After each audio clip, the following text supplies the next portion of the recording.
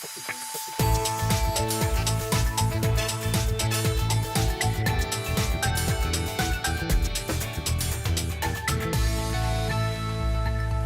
welkom bij Bient op deze toontje 9 oktober. Aan tafel Sjors Kunst, over de ongriepende documentaire over de bron op de kelders. Verder Klaasje Postma, ze schrijft waarom uit Canada, dat ze de vaststelling Ja, mij spelen. En Gerben Verhaaf, commandant vleerbasis Ljouwert, over de inzet van de F-sections in IS.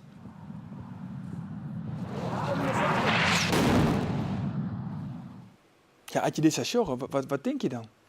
Dat is het einde van een lange keten, waarbij uiteindelijk de vlieger in de cockpit beslist dat dat echt het doel is wat hij moet hebben. En ook heel precies dat doel aangrijpt en weet uit te nemen. Het is millimeterwerk. Het is millimeterwerk. Oké, we praten aan verder. Eerst heel wat oors, want het zit een prottenmeesje nog scherp op het netvlies. De bron op de kelders in Ljouwert. Nou, zowat een ierlien. Iets het otte kwam erbij om het libben. En de bronwacht die heel dichtbij, maar kon hem net redden. Dit weekend stuurt Omroep Friesland een documentaire uit over de bron. En de mooie van de bronwacht, die komen daarin wijdweidig on het wut. Sjors Kunst, jou wie een commandant van dienst, bij de Grote Bron. En ik had de documentaire als zoen. Jouw zeilweg. Ja. En wat mij opviel, ik vond de man heel iepenhartig eigenlijk. En dat vond ik opvallend. Maar dat zie je net zo vaak op televisie. Nee, dat zie je op televisie misschien niet zo vaak. Maar ik zie dat intern bij ons zie ik dat wel altijd. Intern bij ons is het wel zo dat wij op een hele open manier proberen, zeker over dit soort traumatische gebeurtenissen, met elkaar in gesprek te blijven. Ja, maar nou dus in alle Iepen Bierriet, want dat komt dus op televisie, tak een weekend. Ja. De reddingsploeg gaat Jedder zijn in het Jedder stadium. We willen eigenlijk nog niks met de media te krijgen hebben. We stappen bewust er even uit. Ja. Maar nou eigenlijk een omgekeerde situatie. Waarom is dat? Nou, het is niet zo dat wij nu de media opgezocht hebben. Dus het is in die zin niet een omgekeerde situatie. Het is wel zo dat Dielke Kroese van Omroep Friesland heeft mij op een gegeven moment benaderd met de vraag van wij willen graag deze gebeurtenis, die heel veel impact heeft gehad voor eigenlijk best wel heel Friesland, voor de gemeenschap in Friesland, willen we documenteren en die willen we vastleggen. En die documentaire die is eigenlijk niet compleet zonder ook de rol van de brandweer, jullie mensen, zonder dat we die daar aan het woord hebben gelaten. En wat toch niet doen? En ik heb erover met Dielke gesproken. En kijk, wij zijn als brandweer, zijn wij sowieso met elkaar zijn we al een gemeenschap. Maar wij zijn ook onderdeel van de Friese gemeenschap. En dat hebben we ook direct tijdens de brand en na de brand hebben we dat ook ervaren. Door de inzet van Omroep Friesland, de social media, wat. Er ontstond echt een minskipsgevoel. En ik denk ook dat het meewerken aan deze documentaire van ons ook een bijdrage van ons is aan het documenteren van deze gebeurtenis voor de gemeenschap. Ja, wat mij opviel in die documentaire, ze zijn openhartig, jouw man. Ja. Maar het was echt heel riskant, vertellen ze echt in die documentaire. Dat wist ik wel een beetje, maar net dat het zo tricky eigenlijk weer. Kunnen we even een fragmentje van Sjen? Ja, okay. Ik was als laatste toen van het dak af. Toen heb ik die andere jongens, die zag ik naar beneden. Ik zag het vuur eromheen heen krullen. Maar toen ben ik ook alleen bang geweest. Van, ja, wat doen we hier eigenlijk? Hier zijn we wel heel ver. Als we hier met z'n allen gewoon goed vandaan komen, dan hebben we wel geluk gehad. Ja, dit is nogal wat. Ze hebben bewuste risico's namen. Ja. Te volle risico? Achterna jongen? Ik heb steeds gezegd, en dat vind ik nog steeds. We hebben bij deze brand hebben we bijzondere risico's genomen. En waar wij op trainen is om het verschil te maken op het moment dat het ertoe doet. Hè? En deze brand, dat is zo'n brand waarbij het er echt toe doet. En dan wil je ook het verschil maken. En onder dat soort omstandigheden, waarbij het echt op het scherpst van de snede is, neem je uiteraard meer risico's dan dat het er niet zo toe doet. En het doet, hè? Dus het hoort bij je vak omgaan met risico's. Het hoort bij je vak, ja. Want je wie en dat komt echt goed naar voren in de documentaire, echt heel dichtbij uiteindelijk het uiteindelijke slachtoffer. Ja, wij zijn daar dichtbij geweest, ja. Ja, maar echt, je hebt contact met hem, hoor. Je had nog met hem praat. Nou, er is niet met de meldkamer die heeft met Itzhard gesproken. En wij hebben geen mondeling spraakcontact met Itzert zelf gehad. Dat net. Maar we hebben hem wel zien liggen. Ja, mijn warmtecamera's. Met een warmtebeeldcamera, ja. Ja, en uiteindelijk, dan slag het correct. Ik kan me vaststellen, dat moet echt verschrikkelijk wezen van die dat is het mensen. ook. Ja, dat was het ook. Dat was het ook. Traumatisch? In zekere zin is dat wel een traumatische ervaring, ja. Want dat is net wat ik zeg. Waar wij elke week, waar we elke dag op trainen, is om het verschil te willen maken op het moment dat het ertoe doet. En dat heeft te maken met de manier waarop we ons materieel beheren. Het heeft te maken met de manier waarop we oefenen. Het heeft ermee te maken hoe we risico's willen voorkomen. Alles is erop gericht om het verschil te maken op die momenten dat het ertoe doet. En als dat niet lukt, dan doet dat pijn. Ja. Dat heeft ons allemaal pijn gedaan. Nou, ik was zelf in Ljouwert, dus ik zeg inderdaad, die zwarte reek zeg ik omheen komen uit het centrum. Ja. Hier heeft op mezelf ook een heel soort impact. Wat weet je hem nog? Ja, nou, ik wist het van de televisie, maar inderdaad, het is heel beangstigend. Hè? Dan denk je, oh god, wat gebeurt je? Je zei het vroeger bij de vrijwillige brandweer West in Grauw en had een keer ik een pand in de brand staan. En dan, weet ik nou wel, dan moest er is dan een luchtlaag ook. Daar moest hij dan terug hinnen. Ja, En laag bij de grond blijven. Ja, Ja. nou, spannend. Dus brand is, Halbertsma in Grauw hier, is een keer een grote brand. Dus het is heel angstig. Je kent niks dan en die mensen niet, maar de brand wel naar letter. Ja.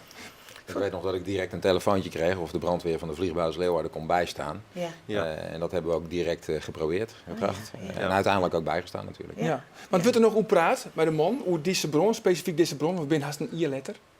Nou, sowieso zou ik haast willen zeggen, hebben wij wel een verhalencultuur bij de brandweer. En branden die ertoe hebben gedaan, die worden bij ons niet vergeten. En die komen regelmatig wel aan de koffietafel weer eens aan de orde. En deze brand, ja, degenen die het meegemaakt hebben, die zullen dat nooit vergeten. Nooit meer. Nee, we vergeten dat nooit meer. En dat komt ook regelmatig wel weer terug. Ja. Ja, een iets vrolijker onderwerp. Klaasje, ik krijg waarom uit Canada. Ja. De jetlag heeft denk ik al een beetje verwerkt of nog net? even een moeilijk moment, hè, op een Zo- netje. No, dan, No eigenlijk, no. no, eigenlijk, ja. Want dit is de derde keer dat je in Canada West hebt. Maar die man, Freek Smink, Ja, drie keer mijn vaststelling in Canada. Ja. De eerste wie bij Patrientje, de emigrant van zelfs. ja, maar daar ben ik net bij. Hè, Daar de ben je er net immigrant, bij. Nee, toen is En nou dus de vaststelling ja, met mij. Ja. Wat heb je hem nou zeggen met Canada? Nou, het is begonnen, in Canada heette dat bij Patrientje, want de voorstelling heette Rolling Home. Maar dat weer net een goed woord. Bij Patrientje, dat is pakt beter, hè. En toen wil ik eigenlijk dan nog graag voor de generatie die er toen nog weer het verhaal vertellen. Dus Memmes het haast een eeuw leeft. En dus ik denk, het zijn een hele hoop raakvlakken, die meesten van die leeftijd. Dus dat wil ik graag vertellen, dus dat koert toen nog. Toen is David Lelyveld, de producent van Stichting Pier 21, die heeft Frederik vregen toen om een emigrant te doen. En die is een gek van het boeteland om daar te spelen.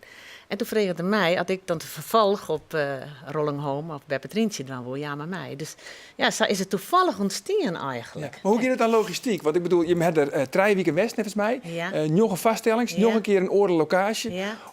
Wat is een logistieke operatie? Ik bedoel, dat moet je met ons spreken, toch? Als man in uniform. Hoe is die logistieke operatie daar in Canada? Nou, je moet het erheen gaan, maar je moet creatief zijn en hoop plezier. En je moet zoiets zeggen, dit vind ik wel leuk om te doen. Want het is echt heel het werk. Je moet voortdurend aanpassen. Je komt op locaties waar het eigenlijk helemaal net staan kan. Dat weet je van tevoren net. Dus ik heb dan een scène uit dus met hem dan staat een soort kisten. Maar later rent ze in de hemel. Maar we hebben net wolken, hè, net rook bij ons. Nee. Dus je moet toch een soort hemel creëren. Maar ja, als de kisten daarna staat, hoe krijgen we die ouw? Dus alle keren moet je weer oplossingen bedenken. Maar ja, het is heel goed slagen. En zoals David Lelyveld en Jan Brunsma, nou, die jongens het derde decor maken. Die waren er al 2 weken eerder. En in een hindertrailer moest dat jongens al weer uit elkaar schroefd. En weer in de trailer. Hè. Ja, zelfs tornado zo leeft. Tornado zo leeft. Ja, toch? Ja, op een gegeven ogenblik voelde stroom uit. Hè. Ja. Ach ja, en wie krijgt in de nachtmerries en ik denk, nou mooi, ik kan even leien. Hè. En dan begint het decor in wet te rieden. Maar dat duurde lang. Ik denk, ik hoor het oor zo nog wel wezen. Dus ik denk, dan maak maar als eens mijn verder. Want ik hoorde ik altijd vertellen van, ben vroeger in de oorlog. Zie het niks, zonder elektrisch nou.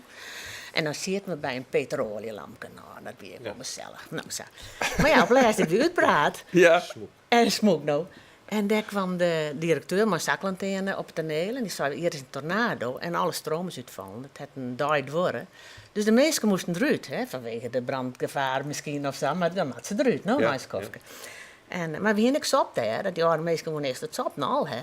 Dus mijn zaklanterne, hij zegt, sop nou wat. Dat doe je hem altijd. Je deelt dat sop uit. Ja, is ik leuk, hè, want dan praten ze letterlijk nog even. Ja. Maar nou wie het pikken donker. Nou, wie het pikken donker, nou, zaklanternes, hè. En mensen die maar de lift eigenlijk naar onderen moesten. Nou ja, David en Jan, nou, die gingen al weer oude vrouwen, ja, hè. Nou, die vonden het geweldig. Die moesten weer tilt worden naar onderen. En die mensen mochten letterlijk de voorstelling nog op mijn oorlocatie helemaal uitzien. Oké, maar dat is wel mooi gezegd natuurlijk. Meestal met een zaklanterne en een leppel en dan Ja.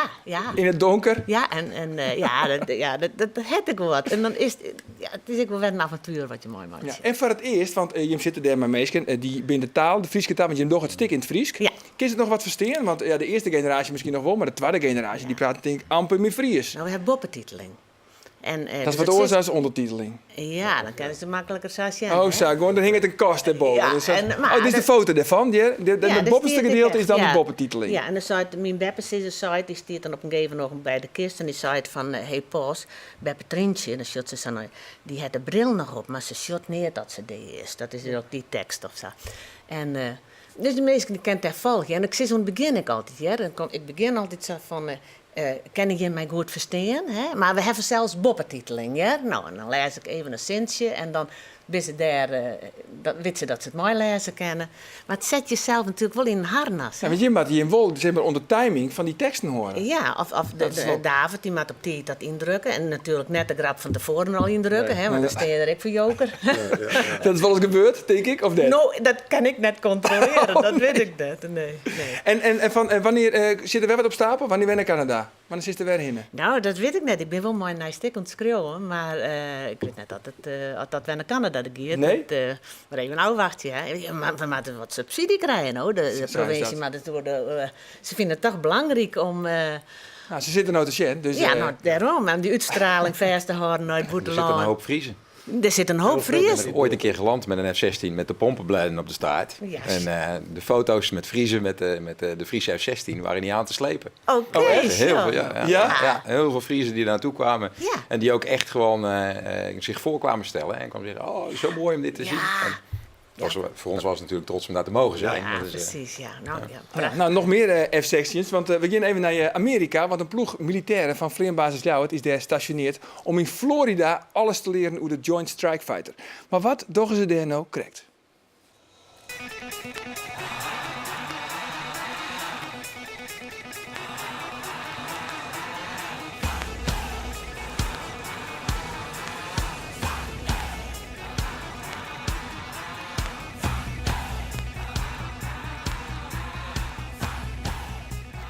Hoe is die opleiding? Ja, die is stapsgewijs. Je begint eerst met een stukje theorie die gedeeld is in een stukje gegeven door een leraar. Daarna heb je ook een stukje eigen studie. Als je dat eenmaal achter de rug hebt, ga je door naar een soort computerspelomgeving. Waar je leert om te gaan met de methodieken die men toepast om dingen te kunnen monteren, demonteren. Volgens bepaalde procedures zoals de fabrikant die ze maar heeft samengesteld.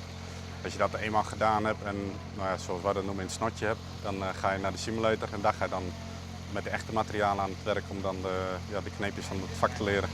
Nou, we weten nu behoorlijk goed hoe we er sowieso mee moeten vliegen, maar ook hoe onze onderhoudsmensen het onderhoud op moeten uitvoeren. Jullie hebben het eigenlijk steeds beter in de macht. Daar komt het wel op neer. Ja. We leren eigenlijk op dit moment van Lockheed Martin, de fabrikant, maar ook van de USAF, de Amerikaanse luchtmacht die met het toestel vliegt.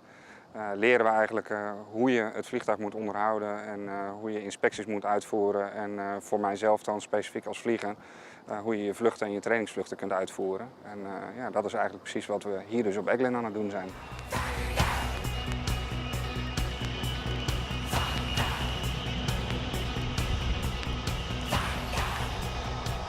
We willen altijd harder en hoger en sneller de bocht om. En we zouden eerder willen dat wapens alvast kunnen beproeven.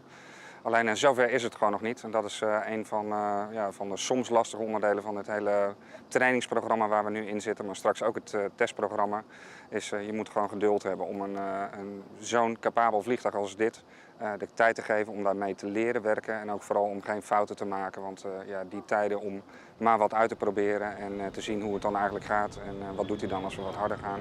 Ja, daar is dit gewoon niet de tijd voor. Dus we doen het rustig aan en we maken, zoals we dat noemen, dan kleine stapjes. En we gaan vanzelf een keertje rennen. Hoe belangrijk is zo'n team om je heen?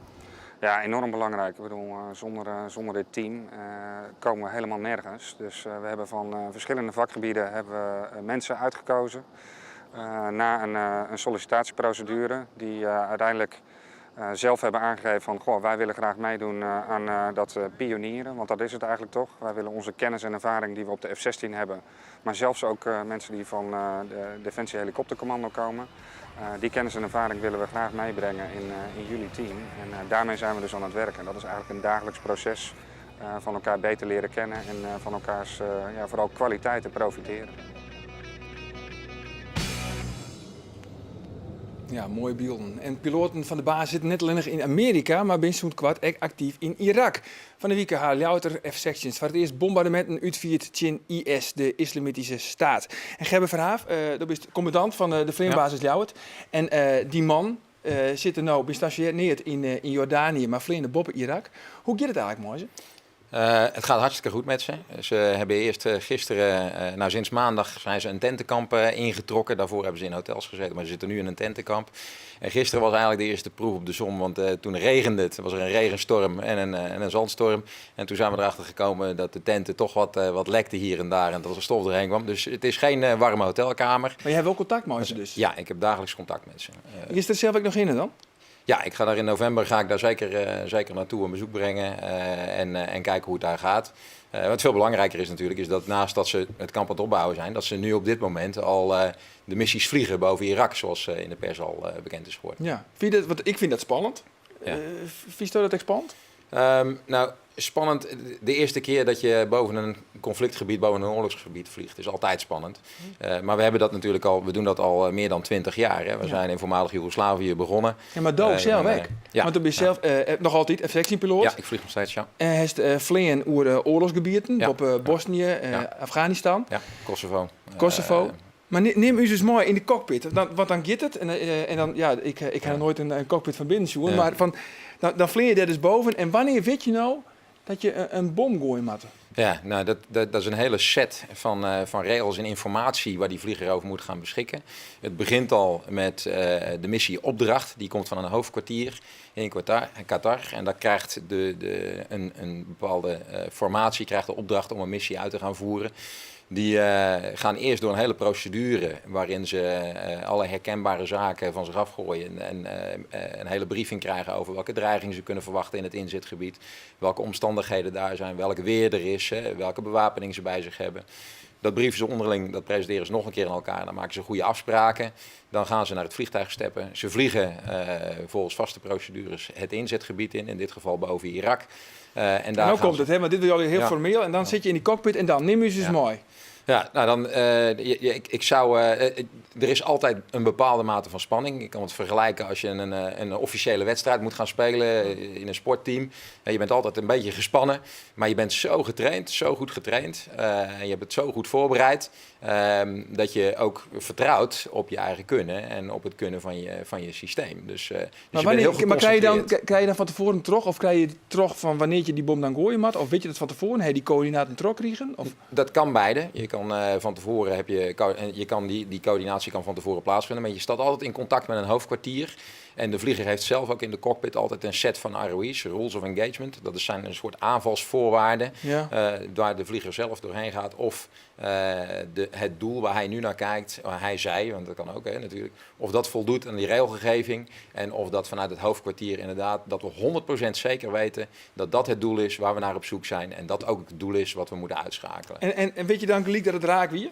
Ja, je ziet gelijk of dat het raak is. Je zit op redelijke hoogte als je wapen inzet, als je de wapens inzet.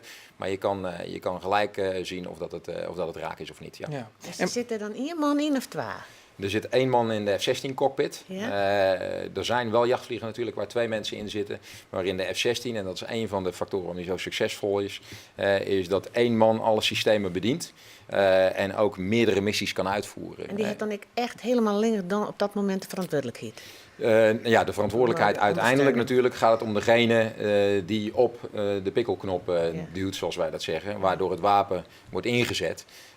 Maar het is een samenspel van informatie die vergaard wordt van allerlei andere sensoren die er overheen. Het gaat nooit over 1 nachtijs, we weten altijd 100% zeker. Dat moet ik een beetje anders formuleren. Kijk, je probeert altijd te streven naar 100% zeker. Op het moment dat die vlieger op de knop duwt, dan is voor hem 100% zeker dat dat het doel is wat hij uit moet schakelen. Maar dat heeft je zelf ook wel eens dien. Ja. Jij zelf ook wel eens op die knop drukt. Er zijn weinig Nederlandse jachtvliegers die geen wapeninzet hebben gehad. Want wat ik zei, we doen dat al 21 jaar zo'n beetje in verschillende... Maar wat denk je dan om? Want dan druk je dus op die knop en dan show je... Nou ja, show net naar buiten, maar ik kreeg het dus... Maar dan... Nee, je bent heel geconcentreerd. Je bent heel geconcentreerd bezig met wat er gebeurt. Hè. Gaat er niks mis met het wapen? Heb ik het systeem goed bediend? En hoe vreemd het ook klinkt, maar dat zei de brandweercommandant net ook al. Van ja, het gaat erom het verschil te maken. En dat je uiteindelijk al die training die je hebt gedaan en dat systeem wat je aan het bedienen bent, dat daar allemaal uitkomt. Dat je dan op dat moment precies dat kan bereiken waar je voor getraind bent. Dat geeft toch een zekere mate van voldoening. Dat geeft een goed gevoel. En dat is ook wat er in die cockpit omgaat. Spanning totdat je de impact van het wapen ziet. En dan geeft een gevoel van tevredenheid. Ja. Ja, als de vijand is uitgeschakeld, zeg maar. Ja, nou ook omdat je weet dat je natuurlijk daarmee je eigen coalitiepartners beschermt. Hè. We hebben nu natuurlijk net gezien bij de eerste inzet in Irak, dat er echt sprake was van aanvallen op coalitiepartijen die daar op de grond die we proberen te beschermen tegen ISIS. En als je dan ook terug de reacties hoort dat de F-16's echt heel goed werk doen en dat ze zorgen dat de aanvallen op die Peshmerga, zoals dat heet, ophouden. Ja, dat geeft ons ook voldoening, want dat is waar je ervoor bent. Dat is, Ja, maar dat omlang ben ik wel een soort raakvlakken, hè? Waar je zeker. natuurlijk wat jou dogen. Ja, zeker. Nee, ik zie heel veel raakvlakken erin. Alleen wat wij op zich nog wel, zo'n F-16-vlieger, die zit toch in zijn eentje in zo'n cockpit. En wij, kijk, bij ons is het altijd stelregel, we rukken met 6 man uit. Ja.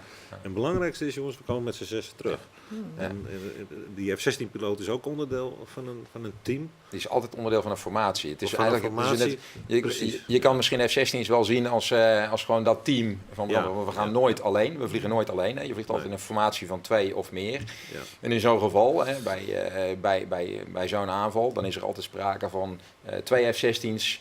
Waarvan er 1 goed de omgeving in de gaten houdt en alles, zodat de ander zich kan concentreren op de aanval, op de inzet van het wapen. En dat team dat is zo professioneel op elkaar ingespeeld, dat weet exact wat ze moeten doen. Die hebben, nou, noem het maar, contracten met elkaar afgesproken om juist om te gaan met die risico's. Want er wordt natuurlijk ook van de grond op je geschoten. Dus je gaat om met de risico's die je daar hebt. En, Ben je wel eens benauwd voor je eigen man?